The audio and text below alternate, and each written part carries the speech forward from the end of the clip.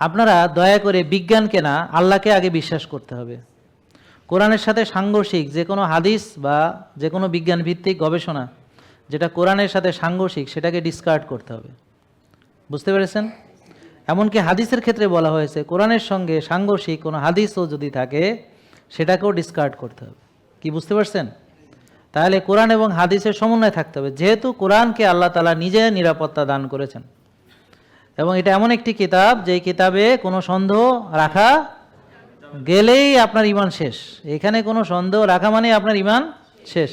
তো মনে রাখবেন, মহাপণ্ডিত যারাই যে কথা বলে না কেন, দয়া করে আপনারা কোরআনকে আগে প্রায়োরিটি দিবেন, কারণ আল্লাহর নিজের বাণী এগুলা। তিনি বিজ্ঞানী সৃষ্টি করেছেন, তিনি মানুষ সৃষ্টি করেছেন এবং তিনি সারা পৃথিবী যা কিছু আছে আসমান জমিন থেকে শুরু করে যা আমরা জানি এবং জানি না সব তিনি সৃষ্টি করেছেন। অতএব তিনি যা বলেন সেটাই আমাদের কাছে বেশি গুরুত্বপূর্ণ। তিনি বলেছেন রাতকে তিনি ঘুমের জন্যে দিয়েছেন। খেয়াল করুন, রাত কিসের জন্যে? আবার বলেছেন ঘুম থেকে নামাজ উত্তম। আপনি যখন ফজরের নামাজে আজান দেয় তখন হচ্ছে এমন একটা সময় যে সময় ঘুমিয়ে থাকাটা ক্রাইম ইসলামের দৃষ্টি থেকে, আল্লাহর দৃষ্টিতে সেটা হলো অপরাধ। কারণ এখন আল্লাহ বলেছেন তোমরা এখন কি করো? সালাত আদায় করো। কারণ নামাজ উত্তম কিসের চাইতে? ঘুমের চাইতে। আবার আল্লাহ বলেছেন রাতকে তোমাদের জন্য দিয়েছি লেবাস হিসেবে।